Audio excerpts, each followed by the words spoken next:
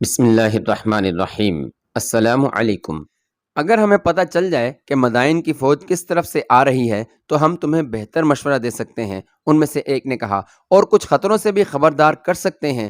دونوں فوجیں مسلمانوں کو کچلنے کے لیے آ رہی ہیں۔ کماندار نے کہا، مسلمان ان کے آگے نہیں ٹھہر سکیں گے بشرطے کہ دونوں فوجیں مختلف سمتوں سے آئیں۔ ایک اجنبی نے کہا، وہ مختلف سمتوں سے آ رہی ہیں۔ کماندار نے کہا، ایک فوج مدائن سے ہمارے بڑے ہی دلیر اور قابل سالار اندرزغر کی زیر کمان آ رہی ہے، اور دوسری فوج ایسا ہی ایک نامور سالار بہمن جازویہ لا رہا ہے۔ دونوں دلجہ کے مقام پر اکٹھی ہوں گی۔ ان کے ساتھ بکر بن وائل کا پورا قبیلہ ہوگا۔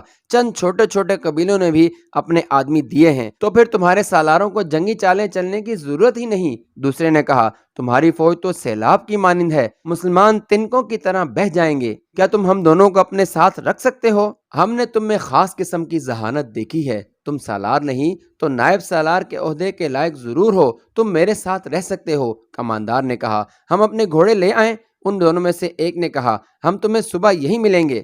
صبح کوچ ہو رہا ہے۔ کماندار نے کہا، ان تمام لوگوں کو جو لڑنے کے لیے جا رہے ہیں ایک جگہ جمع کیا جا رہا ہے، تم ان کے ساتھ آ جانا، میں تمہیں مل جاؤں گا۔ دونوں بستی سے نکل گئے۔ انہوں نے اپنے گھوڑے بستی سے کچھ دور جا کر ایک درخت کے ساتھ باندھ دیے تھے اور بستی میں پیدل گئے تھے۔ بستی سے نکلتے ہی وہ دوڑ پڑے اور اپنے گھوڑوں پر جا سوار ہوئے۔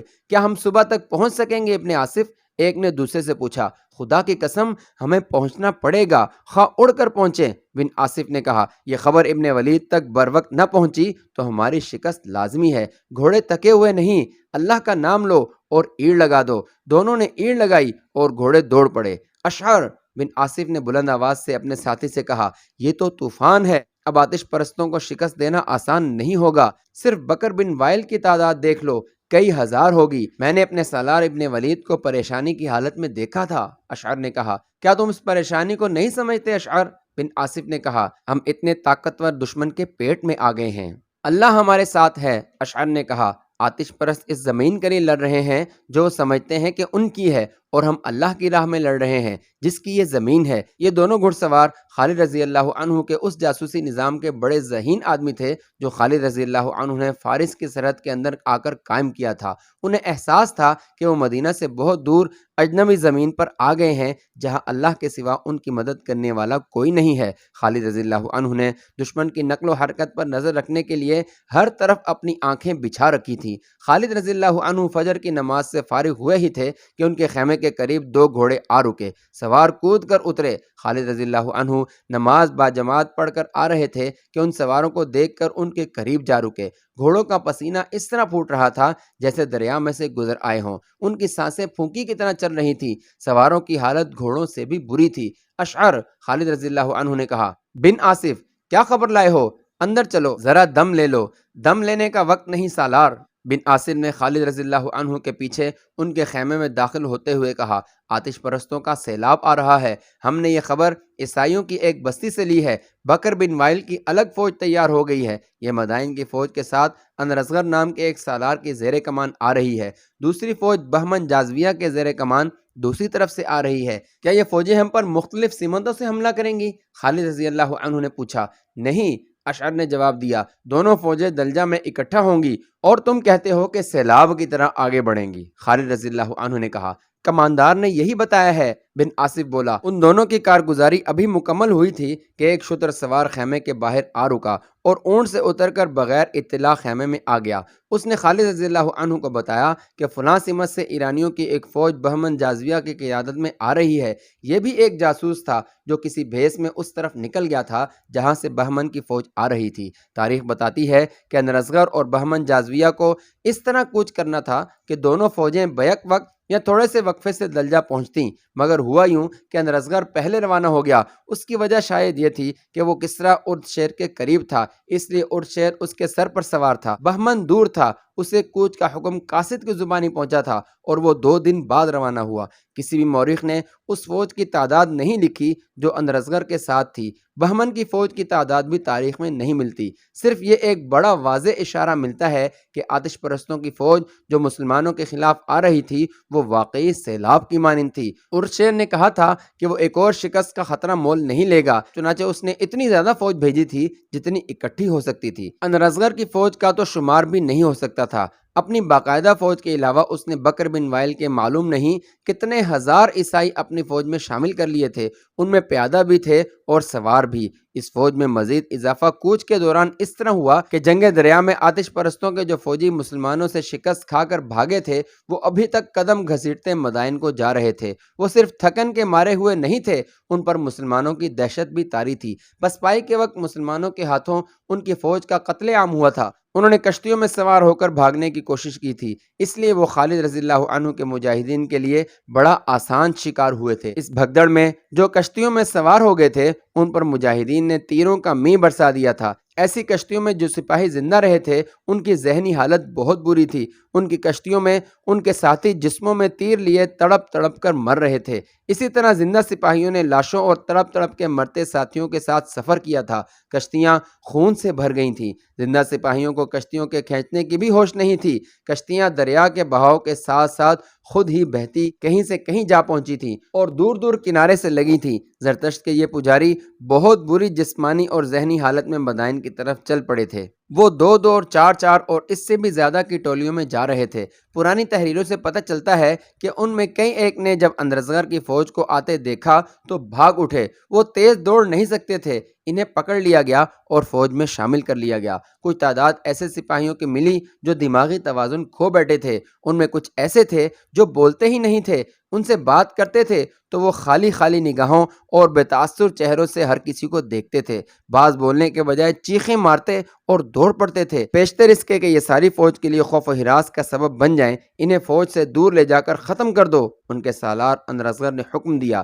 اس کے حکم کی تعمیل کی گئی۔ مدائن کی یہ فوج تازہ دم تھی، اس نے ابھی مسلمانوں کے ہاتھ نہیں دیکھے تھے، لیکن دریا کے مارکے سے بچے ہوئے سپاہی جب راستے میں اس تازہ دم فوج میں شامل ہوئے تو ہلکے سے خوف کی لہر ساری فوج میں پھیل گئی۔ شکست خوردہ سپاہیوں نے اپنے آپ کو بے قصور ثابت کرنے اور یہ ظاہر کرنے کے لیے کہ وہ بے جگری سے لڑے ہیں، مسلمانوں کے متعلق اپنی فوج کو ایسی باتیں سنائیں جیسے مسلمانوں میں کوئی مافوق الفطرت طاقت ہو اور وہ جن بھوت ہوں۔ خالد رضی اللہ عنہ کی جنگی قیادت کی یہ خوبی تھی کہ وہ دشمن کو جسمانی شکست ایسی دیتے تھے کہ دشمن پر نفسیاتی اثر بھی پڑتا تھا، جو ایک عرصے تک دشمن کے سپاہیوں پر باقی رہتا تھا، اور اسی دشمن کے ساتھ جب ایک اور معرکہ لڑا جاتا تو وہ نفسیاتی اثر خالد رضی اللہ عنہ کو بہت زیادہ فائدہ دیتا تھا۔ یہ اثر پیدا کرنے کے لیے خالد رضی اللہ عنہ دشمن کو پسپا کرنے پر ہی مطمئن نہیں ہو جاتے تھے، بلکہ دشمن کا تعاقب کرتے اور اسے زیادہ سے زیادہ جانی نقصان پہنچاتے تھے۔ خالد رضی اللہ عنہ کے جاسوسوں نے یہ اطلاع بھی انہیں دی کہ پچھلے مارکے کے بھاگے ہوئے سپاہی بھی مدائن سے آنے والی فوج میں شامل ہو رہے ہیں۔ خالد رضی اللہ عنہ نے اپنے سالاروں کو بلایا اور انہیں نئی صورتحال سے آگاہ کیا۔ میرے عزیز ساتھیو، خالد رضی اللہ عنہ نے انہیں کہا، ہم یہاں صرف اللہ کے بھروسے پر لڑنے کے لیے آئے ہیں۔ جنگی نقطہ نگاہ سے دیکھا جائے تو ہم فارس کی فوج سے ٹکر لینے کے قابل نہیں۔ اپنے وطن سے بھی ہم بہت دور نکل آئے ہیں، ہمیں کمک نہیں مل سکتی، ہم واپس بھی نہیں جائیں گے۔ ہم فارسیوں کو اور کسریٰ کو نہیں، آگ کے خداؤں کو شکست دینے کا عزم کیے ہوئے ہیں۔ میں تم سب کے چہروں پر تھکن کے آثار دیکھ رہا ہوں، تمہاری آنکھیں بھی تھکی تھکی سی ہیں اور تمہاری باتوں میں بھی تھکن ہے، لیکن رب کعبہ کی قسم ہماری روحیں تھکی ہوئی نہیں ہیں، ہمیں اب روح کی طاقت سے لڑنا ہے۔ ایسی باتیں زبان پر نہ لا ابن ولید۔ ایک سالار عاصم بن عمر رضی اللہ عنہ نے کہا، ہمارے چہروں پر تھکن کے آثار ہیں، مایوسی کے نہیں، ہمارے ارادوں میں کوئی تھکن نہیں ابن ولید۔ دوسرے سالار عدی بن حاتم رضی اللہ عنہ نے کہا، ہم نے آرام کر لیا ہے، سپاہ نے بھی آرام کر لیا ہے، میں اس لیے یہاں خیمہ زن ہو گیا تھا کہ اللہ کے سپاہی آرام کر لیں۔ خالد رضی اللہ عنہ نے کہا، تمہارے ارادے تھکے ہوئے نہیں تو مجھے کچھ کہنے کی ضرورت نہیں، میں دوسری باتیں کرنا چاہتا ہوں جو زیادہ ضروری ہیں۔ تم نے دیکھا ہے کہ ہم نے فارسیوں کو پہلے معرکے میں شکست دی تو پھر ہمارے سامنے آ گئے، ان کے ساتھ ان کے وہ سپاہی بھی آ گئے جو پہلے معرکے سے بھاگے تھے۔ اب مجھے پھر اطلاع ملی ہے کہ دوسرے معرکے سے بھاگے ہوئے سپاہی مدائن سے آنے والی فوج کے راستے میں ملتے آ رہے ہیں۔ اب تمہیں یہ کوشش کرنی ہے کہ اگلے معرکے میں آتش پرستوں کا کوئی سپاہی زندہ نہ جا سکے، ہلاک کرو یا پکڑ لو، کسریٰ کی فوج کا نام و نشان مٹا دینا چاہتا ہوں، ہمارا اللہ یوں ہی کرے گا۔ 3-4 آوازیں سنائی دیں،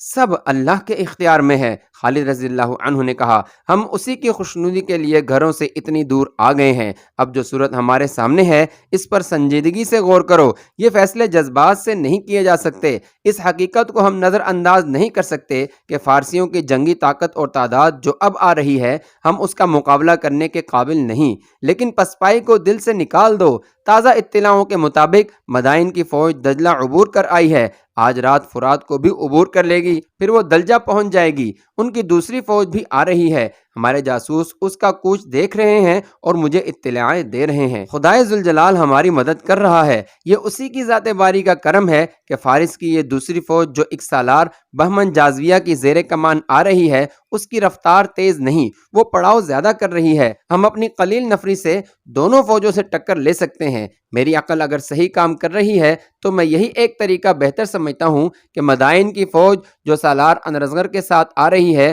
وہ دلجہ تک جلدی پہنچ جائے گی، پیشتر اس کے کہ بہمن کی فوج بھی اس سے آ ملے۔ ہم انرزغر پر حملہ کر دیں گے۔ کیا میں نے بہتر سوچا ہے؟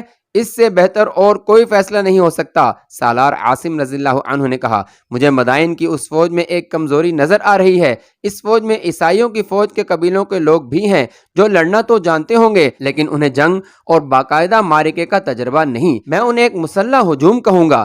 دشمن کی دوسری کمزوری وہ سپاہی ہیں جو پچھلے معرکے سے بھاگے ہوئے مدائن کی فوج کو راستے میں ملے تھے۔ مجھے یقین ہے کہ وہ ڈرے ہوئے ہوں گے۔ انہوں نے اپنے ہزاروں ساتھیوں کو تلواروں، تیروں اور برچھیوں کا شکار ہوتے دیکھا ہے۔ پسپائی کی صورت میں وہ سب سے پہلے بھاگیں گے۔ خدا کی قسم عمرو، خالد رضی اللہ عنہ نے پرجوش آواز میں کہا، تجھ میں وہ عقل ہے جو ہر بات سمجھ لیتی ہے۔ خالد رضی اللہ عنہ نے ان سب پر نگاہ دوڑائی جو وہاں موجود تھے۔ انہوں نے کہا، تم میں کوئی ایک بھی ایسا نہیں جو اس بات کو نہ سمجھ سکا ہو، لیکن دشمن کے اس پہلو کو نہ بھولنا کہ اس کے پاس ساز و سامان اور رسد اور کمک کی کمی نہیں۔ صرف انرزغر کی فوج ہماری فوج سے 6 گنا زیادہ ہے۔ میں نے جو طریقہ سوچا ہے وہ موزوں اور مؤثر ضرور ہوگا لیکن آسان نہیں۔ لڑنا سپاہ نے ہے۔ وہ سمجھتے ہیں کہ ہم یہاں کیوں آئے ہیں، پھر بھی انہیں اچھی طرح سمجھا دو کہ ہم واپس جانے کے لیے نہیں آئے۔ اب ہم مدائن میں ہوں گے یا خدائے بزرگ و برتر کے حضور پہنچ جائیں گے۔ دو مورخوں طبری اور یاقوت نے لکھا ہے کہ یہ فہم و فراست کی جنگ تھی۔ اگر تعداد اور ساز و سامان اور دیگر جنگی احوال و قوائف کو دیکھا جاتا تو مسلمانوں اور آتش پرستوں کا کوئی مقابلہ ہی نہ تھا۔ خالد رضی اللہ عنہ کا چہرہ اترا ہوا تھا۔ ان کی راتیں گہری سوچ میں گزرتی تھیں۔ خیمہ گاہ میں وہ چلتے چلتے رک جاتے اور گہری سوچ میں کھو جاتے۔ انہیں زمین پر بیٹھ کر انگلی سے مٹی پر لکیریں ڈالتے ہوئے بھی دیکھا گیا۔ خالد رضی اللہ عنہ کے سامنے سب سے بڑا مسئلہ یہ تھا کہ وہ آتش پرستوں سے فیصلہ کن مارکا لڑے بغیر واپس نہ آنے کا عہد کر چکے تھے۔